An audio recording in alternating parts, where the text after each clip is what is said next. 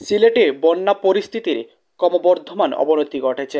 বর্তমানে নগরীসহ পুরা সিলেট জেলা ব্যাপকভাবে জলমগ্ন, যার ফলে নাগরিক জীবন বিপর্যস্ত হয়ে পড়েছে। অতিবৃষ্টি এবং উজানের পানির চাপ সিলেটের বন্যার মূল কারণ। কয়েকদিনের টানা বর্ষা এবং পাহাড়ি ঢলে ফলে সুরমা ও কুশিয়ারা নদীর পানি বিপদসীমার অনেক উপরে উঠে গেছে। বন্যার কারণে সিলেটের সড়কগুলো পানির নিচে তলিয়ে গেছে।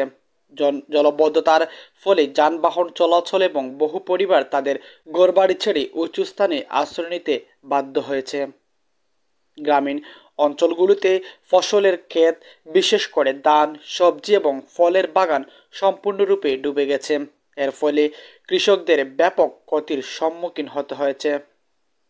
বন্যার পানিতে ডুবে থাকার ফলে পানিবাহিত রোগের প্রাদুর্ভাব দেখা দিতে পারে। বন্যার এই কঠিন পরিস্থিতি মোকাবেলা সকলের সম্মিলিত প্রচেষ্টা প্রয়োজনে মনে করেছেন সিলেট সিটি মেয়র আনোয়ারুজ্জামান চৌধুরী।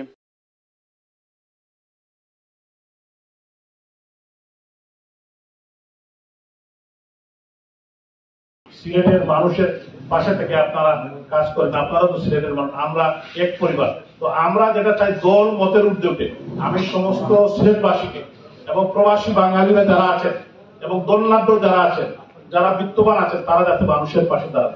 কারণ আমরা অসহায় মানুষ, যারা গরিব মানুষ, যাদের বাড়িতে পানি উঠে গিয়েছে, যারা দলনাঢ্য তারা হয়তো এফোর্ড করতে পারবেন, তারা এফোর্ড করতে পারেন না, তারা তাদের অনেক ক্ষতিগ্রস্ত হয়েছে, গরু মহিষ এগুলা নিয়েও তারা বিপদে আছে। তো সর্বাত্মক প্রচেষ্টা চালাচ্ছি আমরা সহযোগিতা করার জন্য। এবং